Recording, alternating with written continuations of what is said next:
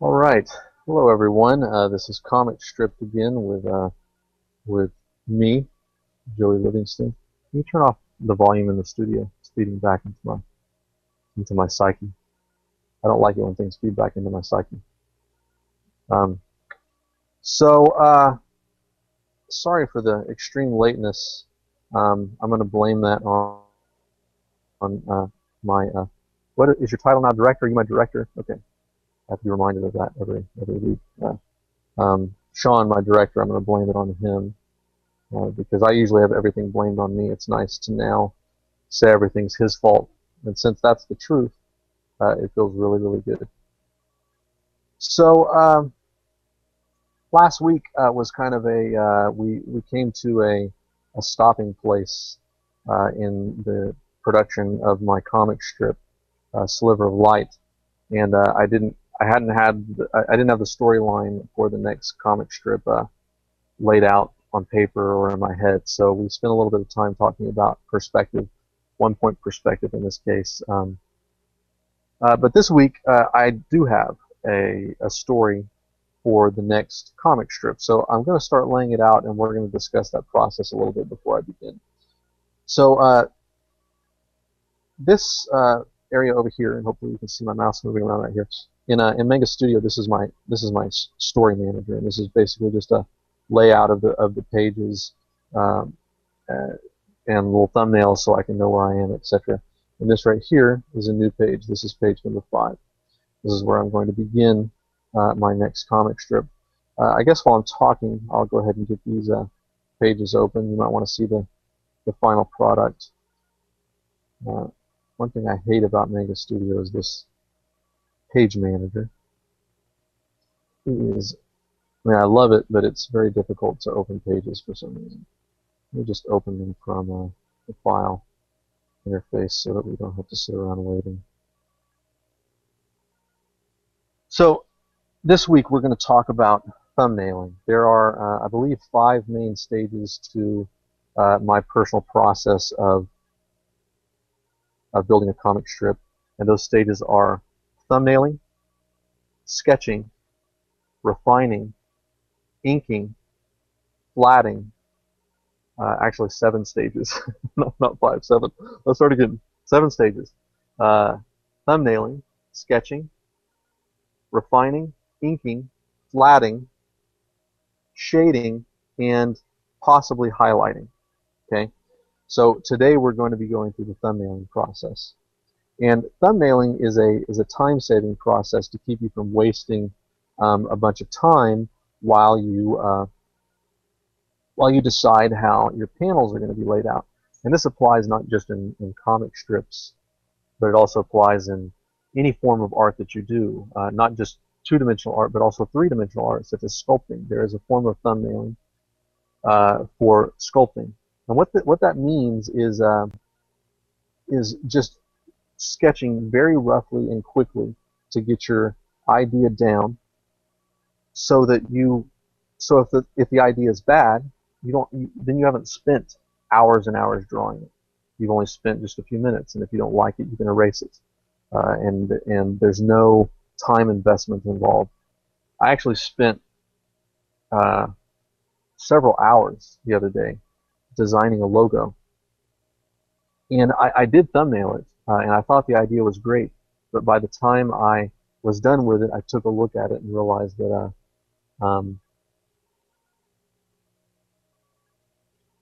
by the time I was done with, sorry, my manager interrupted me.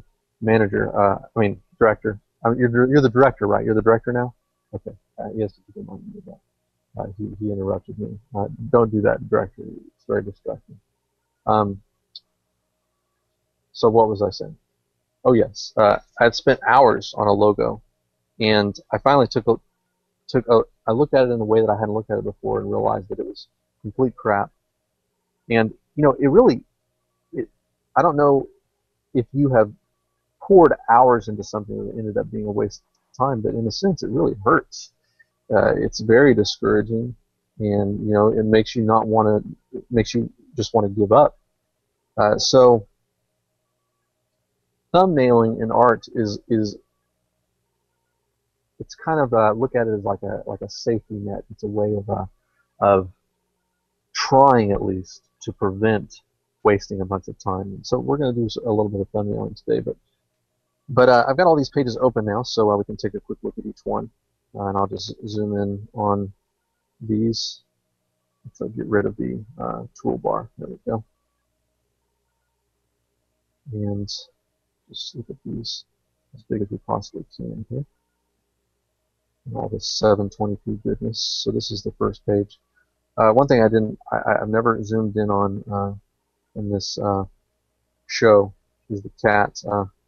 I really am quite proud of the way the cat looks here. I think I came up with a unique look for the cat. Now my daughter looked at this cat, and she said it looks like a dog, which she's kind of right. It kind of does look like a dog with its eyes shut. I thought about calling this cat Cog, and the story being that a cat and a dog breeded, and they finally came up with a mix. And so if somebody ever asked, what's dat? Well, it is a dat. Cog is a dat. A dat is a mixture between a dog and a cat, and he's named Cog because he's a mixture between a cat and a dog. So if anybody said, "What's a dat?" the answer would be, "That's right." And the answer is his name is Cog. So he's both a dat and a Cog. But anyways, I threw that idea out the door. Really, this is supposed to be one of those flat-faced cats. So when he opens his eyes, he'll have huge eyes and kind of look sad. But anyways, I don't know what his name is yet. So it's the first panel, and finally finished these two massively complex perspective drawings of the inside of the garage here.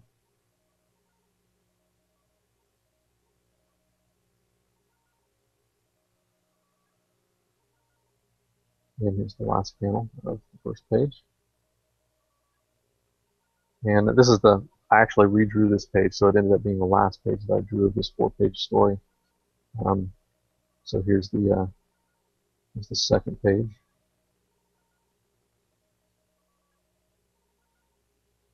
My computer's really dragging. It's probably because I'm broadcasting that.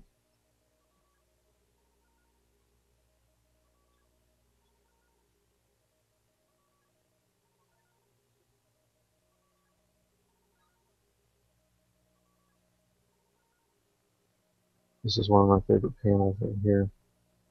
This panel with Maxwell.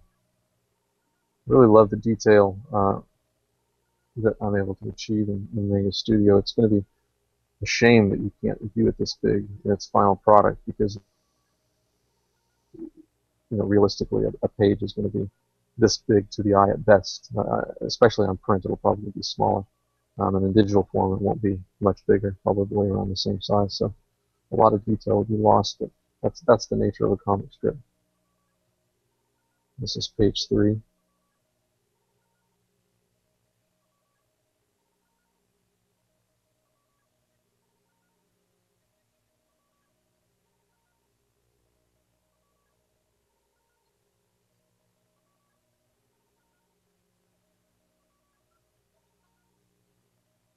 And this is my favorite panel of all the 4 pages. This, and all the panels on the page, this is my single favorite panel.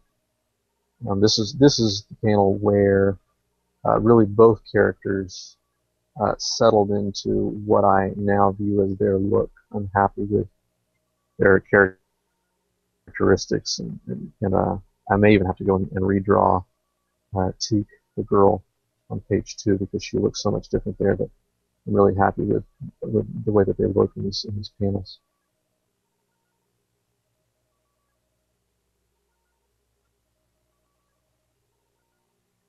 Or in that one panel. This panel was difficult because it had such a weird perspective. It was difficult to recapture their characteristics, because they're being shown at such odd perspectives. But um, one thing that you have to learn when you have to, whether you're just drawing one picture or whether you're drawing, people over and over again in a series of pictures, one thing that you have to learn is that imperfection is part of the process. Uh, it's strange growing up in the arts and trying to achieve perfection, because eventually you realize that the world isn't perfect. Uh, and here you are spending years and years trying to make your paintings or your drawings perfect, and then one day it dawns on you that perfection in art is really capturing imperfection perfectly.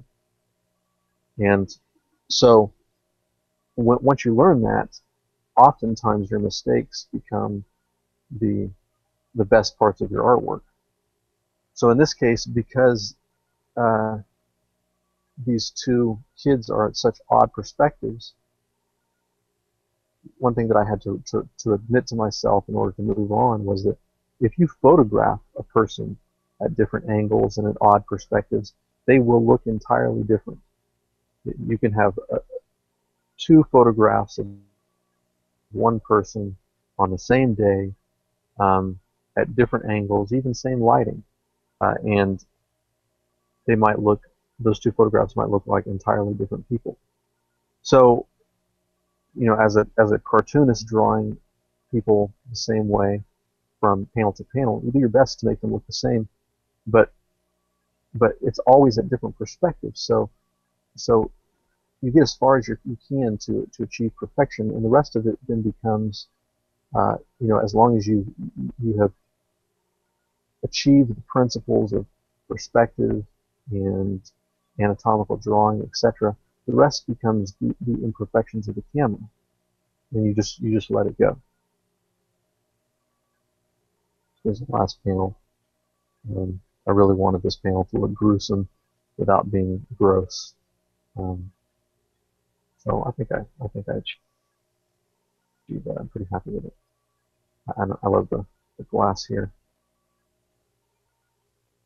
Of course, the detail of that most of the details that will be lost again in the final product. But oh well, I got to see it,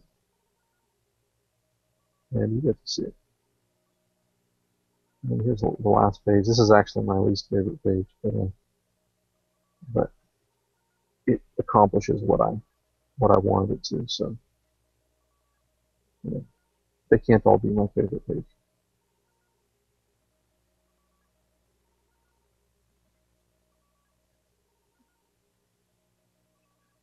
Not really happy with this lettering right here. It just doesn't pop out. I tried all kinds of things, making it yellow, making it fade from yellow to orange, um, different kind of shading effects. And I don't know. I may put some more work into it because I'm just not happy with it at all. But it's. I think it's acceptable. So I don't know. I've spent a ton of time on these, and I don't know if I'm going to go back and do much of anything. I may change the last line of this comic strip, which is the last panel right here, the last line here. I may change this, but I don't know. I'm fairly happy with it. I thumbnailed these 4 pages about 2 years ago, and struggled for that long on different devices to get the first page drawn. Just didn't have the tools that I needed. And then I finally got a Microsoft Surface Pro, and I started really being productive, and I got quite a ways through the first page. Then I ended up selling it and buying this Wacom SimSeed Companion. Super happy with it. Have everything that I need to do this. So now I'm off, and I've got 4 pages of it done. So there's the first 4 pages. Now we're going into page 5, which begins a new sort of episode, if you will. It's all the same story, the same people. We're going to procedurally work through a long form story, with sort of mini episodes that make sense in and of themselves.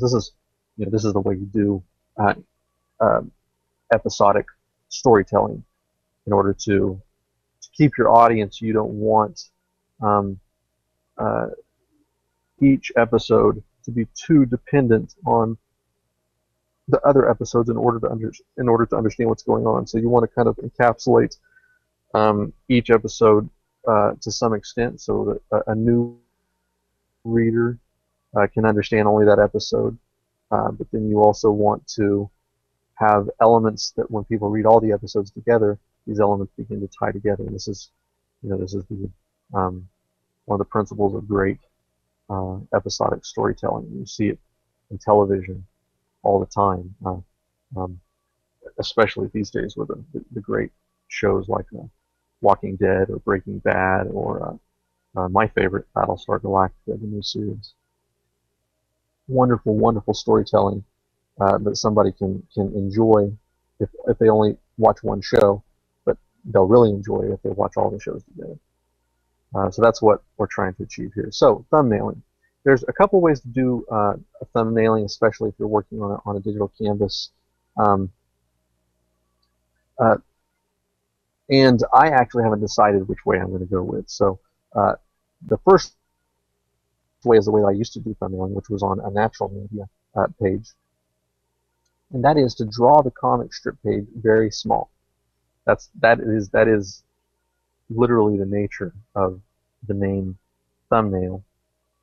Anytime you thumbnail something, the name comes from drawing something very small. The reason why we draw small is to limit our the amount of detail we can put into it, because it's easy for an artist, especially one who's analytical, if they're working on a big surface, to forget that they're thumbnailing and start adding minutes or hours of detail and just kind of get lost in the drawing. And although that's fun, it defeats the purpose of thumbnailing. So I will probably stick with that way. Another way that you could do it is to shrink down your canvas small and just draw small. But I do like to zoom in. And so if I draw small on a big canvas, then even if I zoom in, I still have no detail that I can work with. So I think that's probably what I'm going to stick with. So what I'm going to do is I'm just going to create a new layer here. I'm going to drag it out of my frames folder. And I'm going to grab a pencil. Let's just do a quick stroke test. That's too thin. I can achieve too much detail with that. So let me try number 7. It's not bad. Let me try number 10. Let's see. Let's stick with the number 10 for now. We'll see how that works. So now I'm just literally going to sketch a page. Now, Joey, why are you drawing a page on a page? You already have a page here. Well, again, the reason for this is because I'm thumbnailing. Once I pick the layout that I like, I can just take this and blow it up, and I will have a really rough sketch to start then start. I'll have a really rough thumbnail to then start sketching out in a bit more detail. But you saw it took seconds for me to do this page layout. So I'm based upon the story that I've written, and I'm not going to get into the story. I don't want to reveal too many secrets here, but I'm going to lay out what I think is going to be a workable composition, which is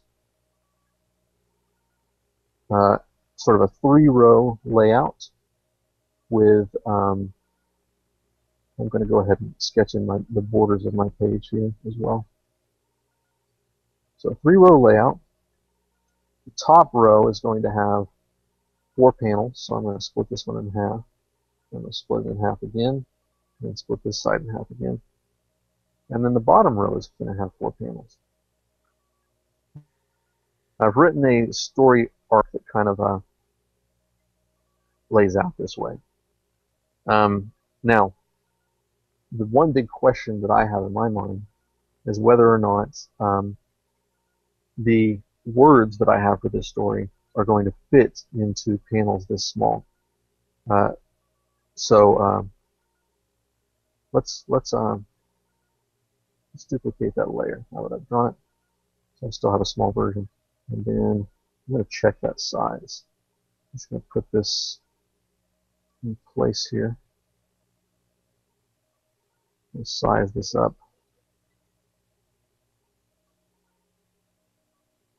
Let's really just see what I have to work with.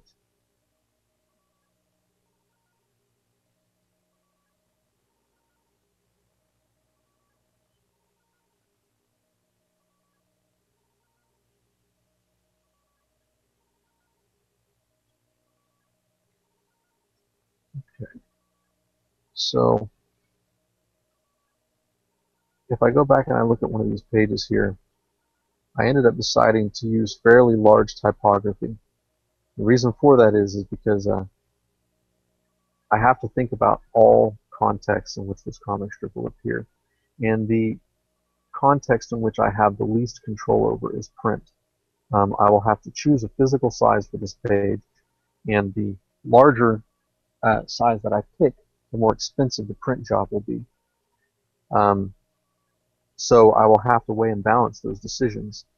However, if I choose a small print size, such as say a 5 by 8, something like that, for example, then the typography is going to be much smaller. It's going to be more like what we see here. So the question is, can I read it this size? That's actually not true.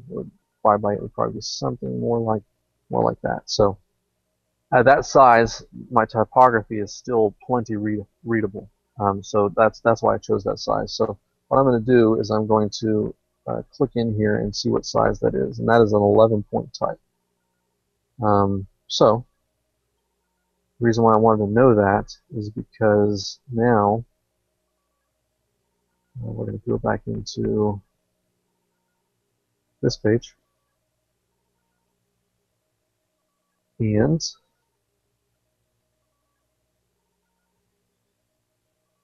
we're going to make some captions with just some nonsense words in it. Let's see how much room I have. I don't think I'm going to have that much room.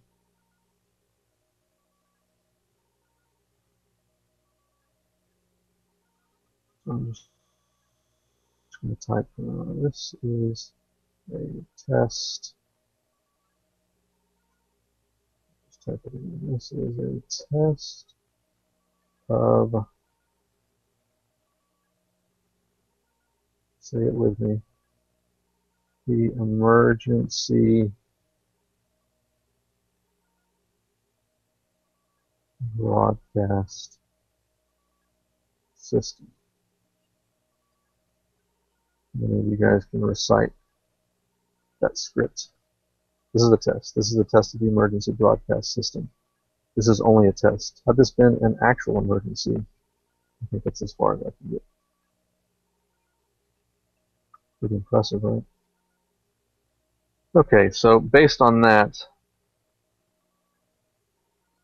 I'm not sure that I'm going to be able to lay this story out in this sort of format.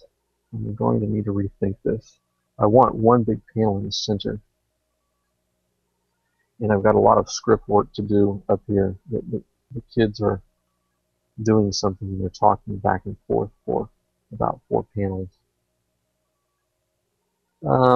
Let's explore some alternatives. But see, this is the purpose of thumbnailing, because now I've discovered this obstacle hours earlier than I would have if I just started drawing this in immense detail. It took me seconds to discover this limitation. So let's explore some alternatives here.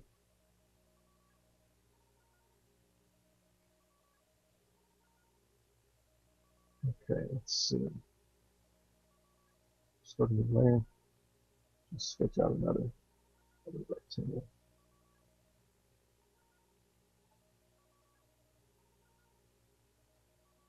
Now I could squeeze this panel in a little bit more. That might be acceptable. And if I did that, I could either lay it out like this, on the top and bottom,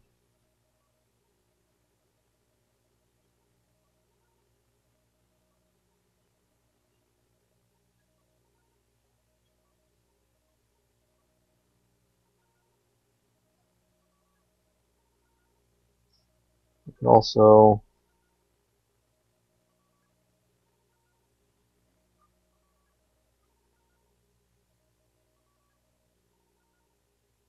go with the same sort of widescreen format, but instead do 2 panels on the top and bottom and just do several word balloons back and forth in each one. However, I'm not sure that that will work with the pacing that I have in mind, because there's going to be one final line, which is the punchline to this whole one-page story. And I really need a moment's pause somewhere in here. So I could do 3 panels at the bottom, but I'm thinking that this layout really I really need this to work. So let's experiment with that for a moment. Actually, just for the sake of this show, let's just assume we're going to stick with this another panel. I don't want to spend too much more time just drawing squares on the screen for you. So what I'm going to do is I'm going to separate this out. Oh, let's just leave it like it is. Sometimes I get a little compulsive in having everything just right, but you know, there's something to be said for being messy. Being messy saves time, and that's what thumbnailing is about, being messy. Messy and quick. You know,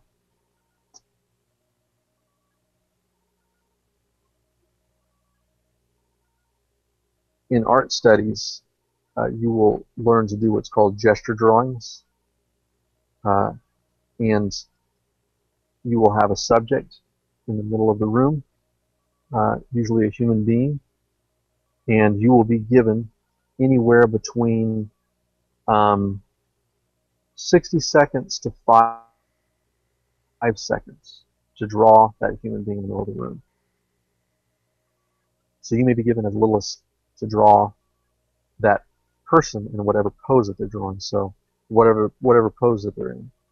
So, for example, to say that somebody was in the room, you know, in some sort of a running pose. I don't know how they would freeze in that pose, but just for the sake of argument here, we're gonna have a pretend like somebody's in a running pose, something like this, and you're given 5 seconds. So you're gonna have to go, 1, 2, 3.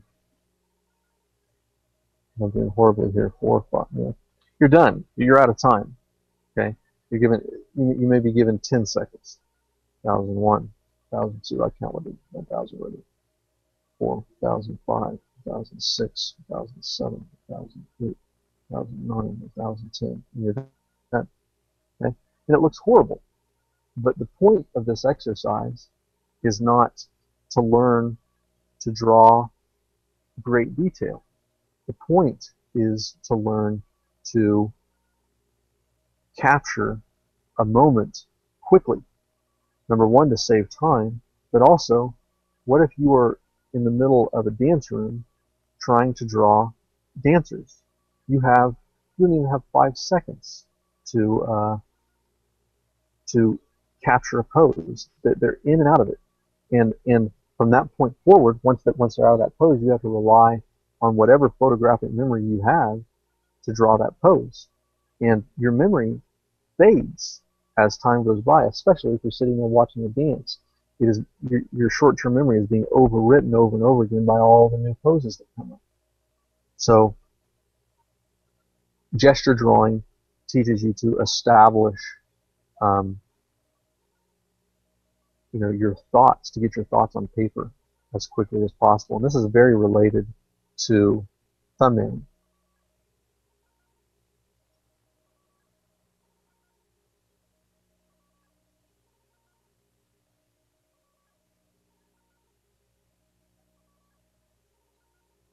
All right.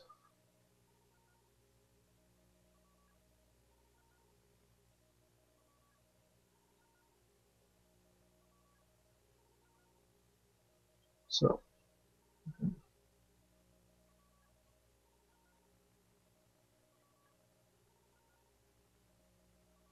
this idea.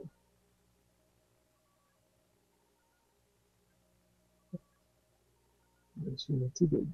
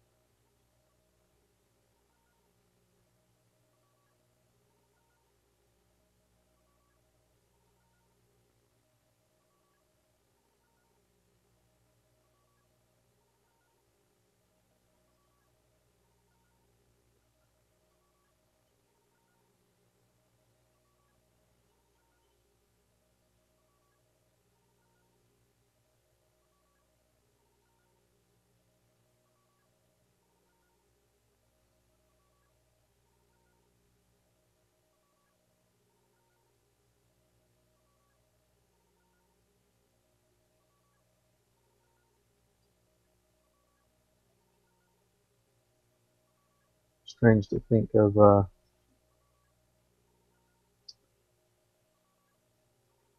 this sort of concept work evolving into stuff like this.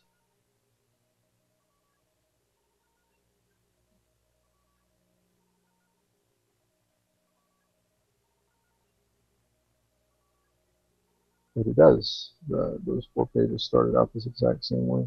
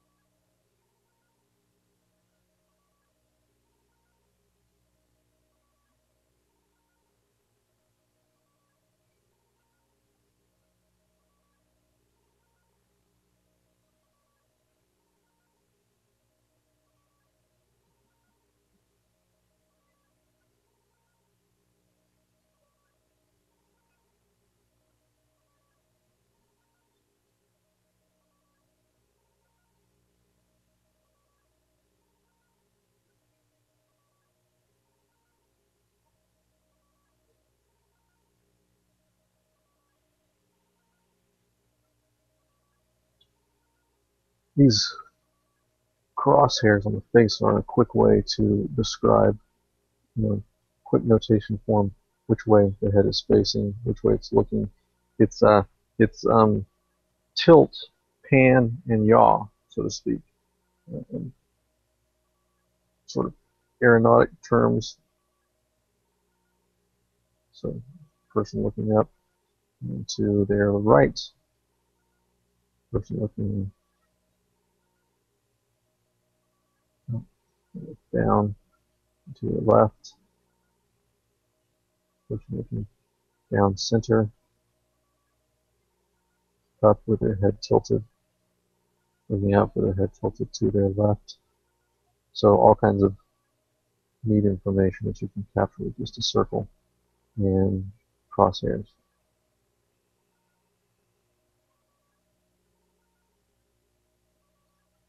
So it changes the meaning entirely. Just those two lines. If, for example, I do them like that. Now that character looks maybe uninterested in what's going on. Whereas here, they're engaged, looking directly at whatever this person's holding.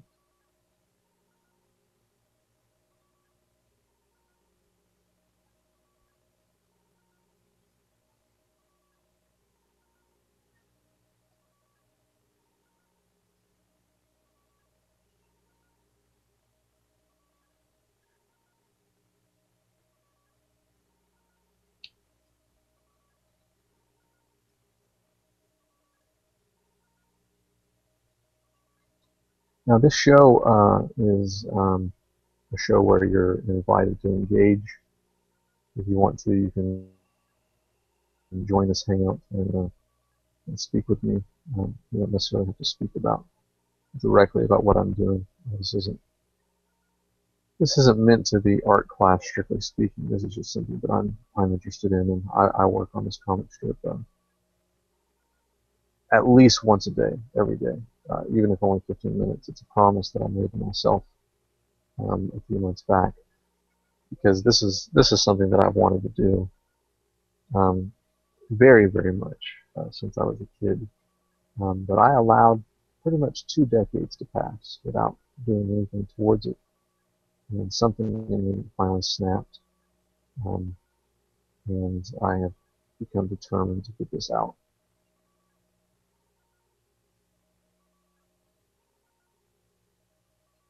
But the original point being, there should be a Hangout link.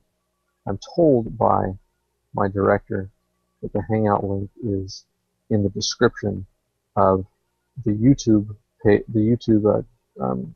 live stream that was published. You may need to refresh the page to see that. But where this show is done a little bit differently than all the other shows are done on the Place Network.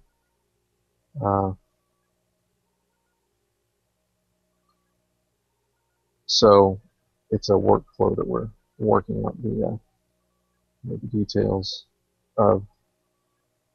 This week it wasn't done quite right, and we stumbled through it a little bit, and some mistakes were made on lots of people's parts, including myself.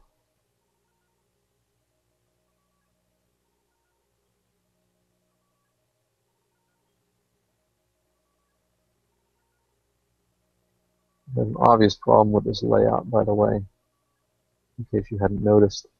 There's very little room for caption work, but I'm going to go back and play with it after I'm done sort of sketching out all the panels. I'm going to play with some possibilities there.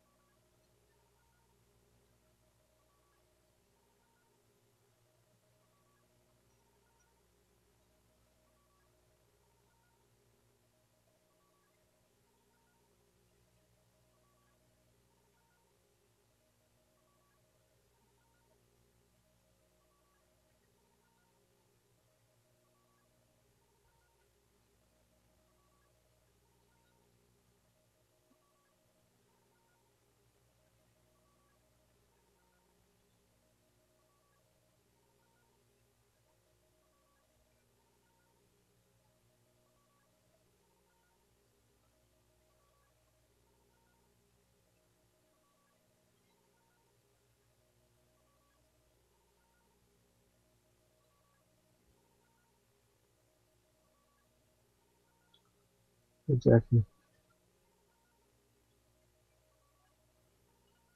Our mascot. Jackie has come up to visit me. We have a chocolate lab that roams around this studio. We don't know who she belongs to. She's appeared one day. And everybody's been too afraid to ask her to leave. She's super big. What? You want to close what on what camera? No. The director is wanting me to do things differently than what I have said I was going to do them. I don't deviate from my plan, sir. I plan and then I execute. That's the way it works. Plan, execute.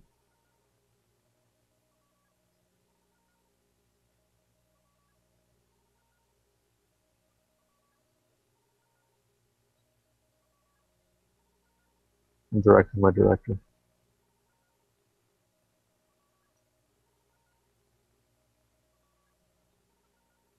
If you would like to say something nasty to Sean, you're welcome to join the hangout um, and, uh, and jump in.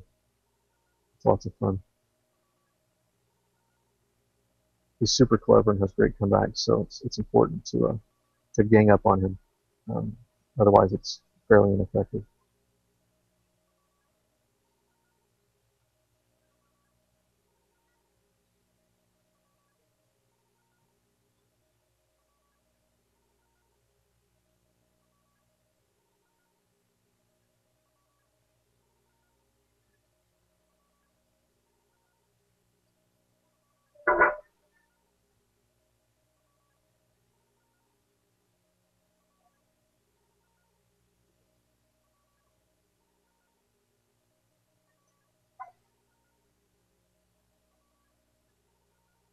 All right, so not sure how long that took, but maybe 10 minutes worth of work, and we have a full page sort of conceptualized. Um, Lots of sort of repetitive camera angles. Um,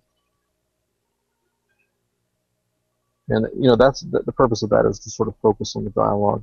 One big panel here for some important information, a little bit of detail on whatever's being held here by this person. But yeah, not a lot of room for caption work. But once we blow it up this big, perhaps we will have room to do something like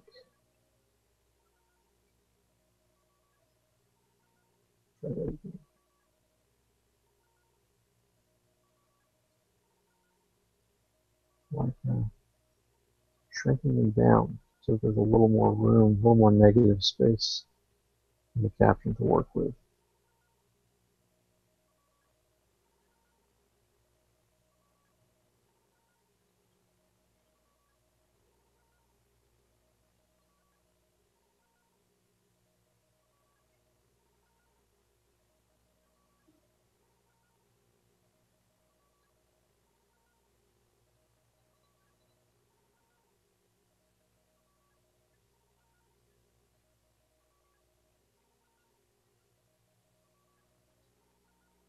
So this sort of rough, sloppy manipulation can be done without, without a lot of pain. If you put a lot of detail into something and you say, well, I want to resize it, and it's all on one layer, and you have to cut stuff out like this, it's going to become very ugly no matter what. But since what we've sketched is already ugly, there's nothing to lose at this point. It's all about sort of having a rough piece of clay that you're manipulating. Now, I said earlier that thumbnailing is done in most, if not all, disciplines of the visual arts, including sculpting. Now, how would we thumbnail in sculpting? That's very similar to what we're doing here, except it's in 3D instead of 2D. And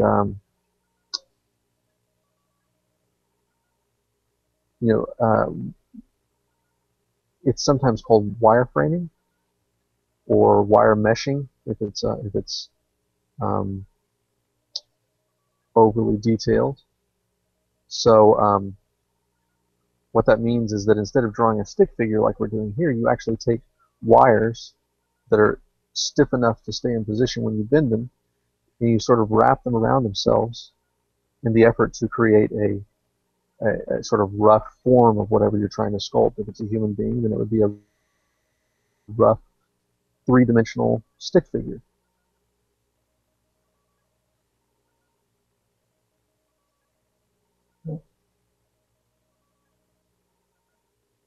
Um, and you put that on a stand so that it can stand upright on its own. And then once you kind of get the position that you like, you begin to wrap clay around those wires. And you just sort of clump balls of clay onto the wires until you have completely covered them. And then you begin to mold that clay, you begin to mold the detail. And eventually that evolves into a final piece.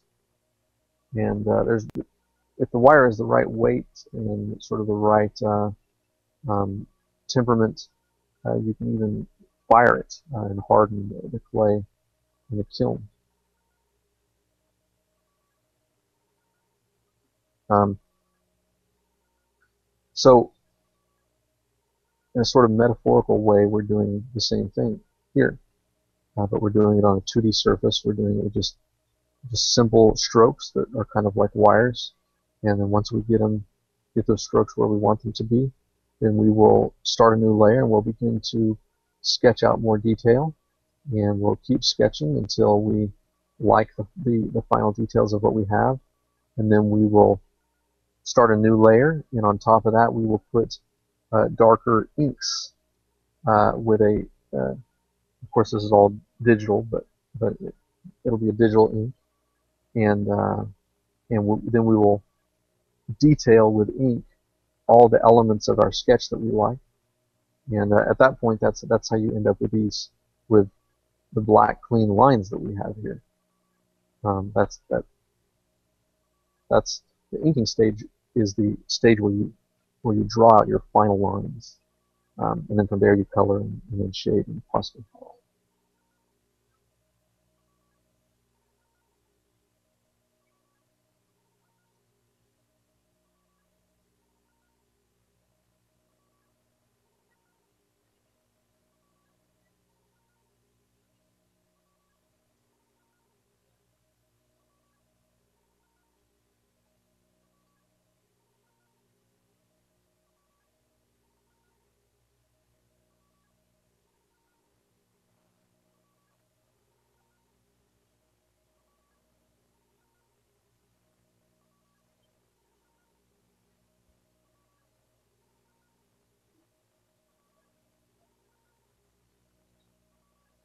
So I'm trying to get as much negative space as possible above them in each caption, so that I can have word balloons up there, like so.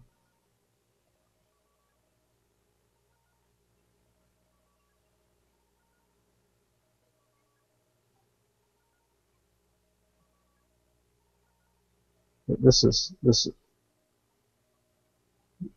series of panels it's not overly wordy. There's not a lot to read, but there's a lot of back and forth. There's at least, and I have to go back to the story to remember specifically, but there's at least 2 lines, one said by each person in each panel, and in some cases 4. So I'm just wanting to make sure for now, and I'll go back and check the story myself later. I don't want to give away too much about the story until I begin drawing it.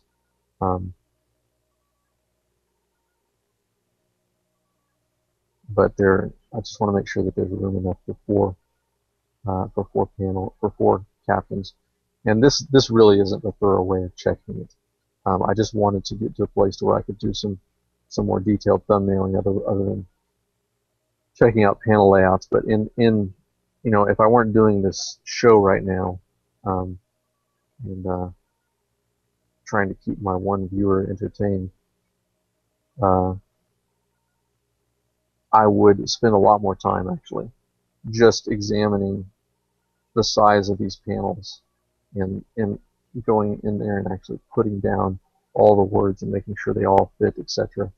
And then I would remove those words, and I would begin uh, doing a little more detailed drawing, knowing that as I move forward, I would have room enough for the dialogue. That's one of the first things that you want to check, is to make sure you have room for the dialogue that you have in mind. Because you get a long ways, and everything can be perfect, and they can look great, and they can be just right, exactly what you want. But then when you go to put in the words, there's not enough room, and then there's room. You have to do it again.